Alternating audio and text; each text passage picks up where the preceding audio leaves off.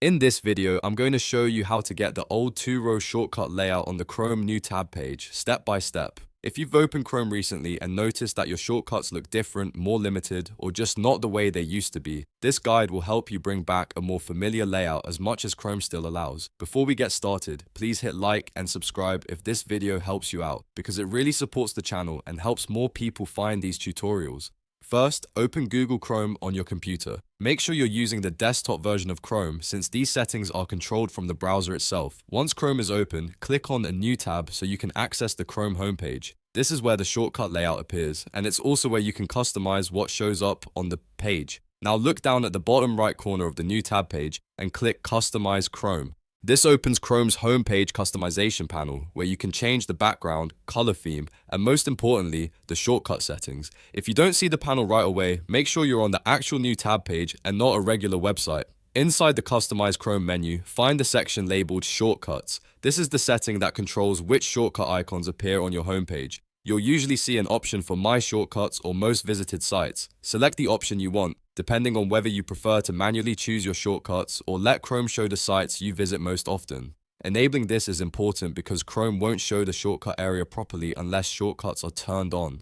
Once shortcuts are enabled, check how the new tab page looks. In some Chrome versions, the shortcut area may still appear in a more compact or redesigned format. So the next step is to check Chrome's experimental settings. To do that, click the address bar, type chrome://flags and press enter. This opens Chrome's flags page, where Google hides experimental and advanced browser features. On the flags page, use the search box and type NTP shortcuts redesign.